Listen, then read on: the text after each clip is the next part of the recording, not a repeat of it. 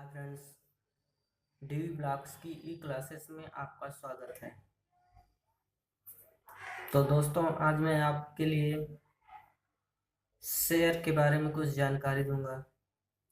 Shares क्या होता है दोस्तों? जब कोई भी कंपनी का निर्माता कंपनी जब बन जाती है और उसके बाद व्यापार चालू करने के लिए उसको पूंजी की आवश्यकता होती है, अर्थात मनी कैपिटल। तो इसके लिए एक कंपनी का प्रवर्तक एक विवरण पत्र जारी करता है, जिस जिसको जनता द्वारा क्रय किया जाता है और इसे अंश कहते हैं।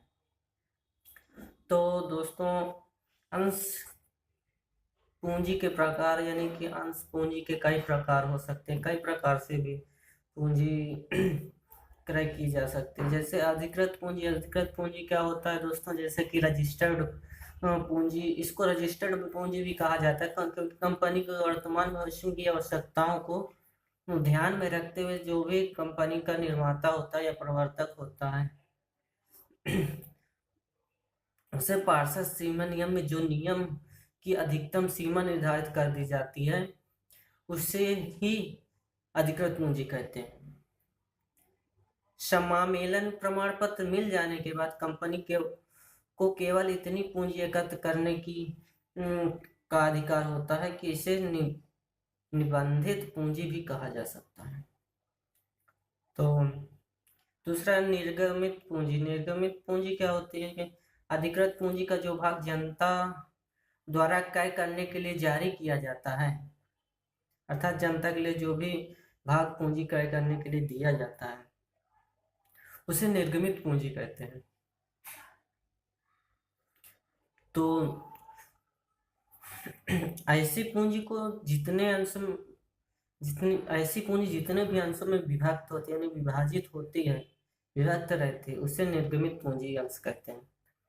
आवेदित पूंजी क्या होती है दोस्तों? आवेदित पूंजी वो पूंजी होती है जो निर्गमित पूंजी का जो भाग जनता द्वारा क्रय कर लिया जाता है और उसे आवेदित पूंजी कहते हैं। आवेदित पूंजी कंपनी की स्थिति एवं भविष्य तथा द्रव्य व्यापार के अनुसार कम अथवा अधिक हो सकती है। द्रव्य यानी कि तरल पदार्थ, कुछ भी मान लीजिए। तो यदि निर्गमित पूंजी से अधिक के लिए आवेदन पत्र प्राप्त होते हैं तो कंपनी को उन्हें अविस्वीकार करना पड़ता है, क्योंकि जितने हमारे पास अंश होंगे उतने ही तो हम बेचेंगे। जारी पत्र जितना जारी किया उतना ही तो जनता द्वारा क्रय करने के लिए हम ऑफर करते हैं। उससे ज्यादा जो आएंगे तो क्योंकि हमारे पास उतना ज्यादा होता नहीं, तो इसलिए अपना अविस्वीकार करना यानी कि रिटर्न कर देते हैं।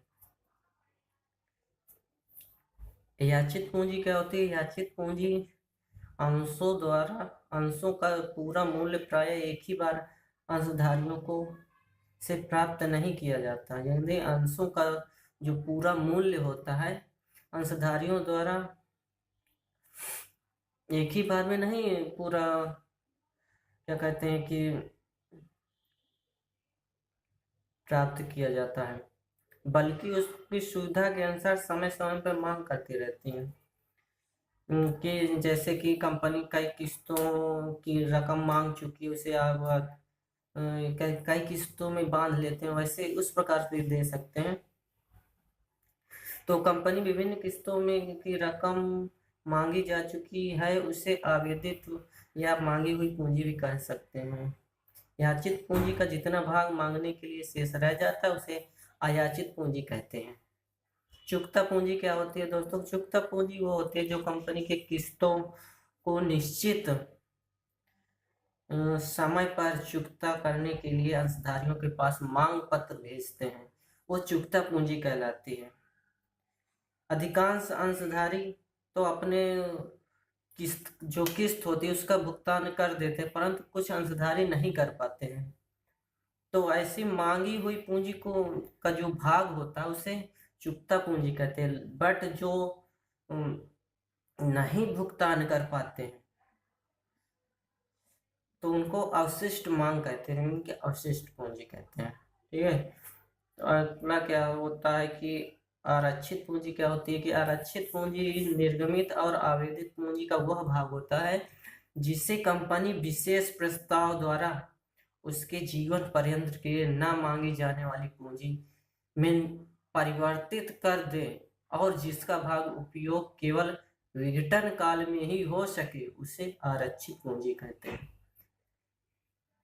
तो दोस्तों, ये अंश के प्रकार हो गए। अब अंश से शेयर, यानी कि एक अधिनियम होता है कंपनी में, उसकी धारा 1956 के अनुसार अंश उसके अनुसार दो प्रकार के हो सकते हैं।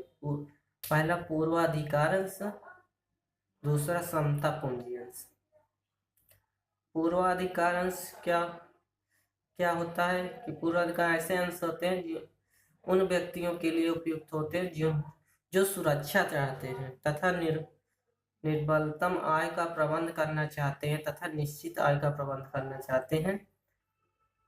ऐसे अंशों को पूर्वाधिकार अंश कहते हैं। इस प्रकार के अंशधारी कुछ विशेष सुविधाओं या पूर्वाधिकार प्राप्त होते हैं, अतः ये अधिमान अंश भी कहे जाते हैं। तो इसको अधिमान अंश भी कह सकते हैं। तो इसमें कई प्रकार भी होते हैं, जैसे कि संचयी अधिमान अंश, असंचयी अधिमान अंश, भाग अधिमान अंश, शोध अधिमान अंश, ये पूर्वाधिकार अंश के अंतर्गत आते हैं। समता अंश क्या होता है? समता ऐसे अंश उन व्यक्तियों के लिए उपयुक्त होता है जो जोखिम उठा सकते हैं, इनका मूल्य अधिमान अंशों की अपेक्षा कम होता है, अतः छोटी आय वाले भी इसे खरीद सकते हैं। इन अंशधारियों को लाभ तभी मिल सकता है जब कंपनी को लाभ होगा, परंतु यदि कंपनी को हानि हो जाती है तो उनको ये लाभ नहीं मिल सकता है। और उस लाभ में से पहले पूर्वाधिकार अंशधारियों को देने के बाद ही इन्हें दिया जाएगा। पहले जो लाभ होगा उसमें लाभ जो पूर्वाधिकार में पहले के अंशधारी उनको पहले दिया जाए, उसके बाद फिर जो करंट के होंगे उनको दिया जाएगा। कंपनी के लाभ पर इनके लाभांश में परिवर्तन होता रहता है। इसमें बाजार का मूल्य ज्यादा या घटता या बढ़ता रहता है। इन अंशों में सट्टा बहुत होता है। तो समता अंशधारियों को ही मताधिकार प्राप्त होता है। तो यही शेयर होता है। तो दोस्तों, आज के लिए बस इतना ही।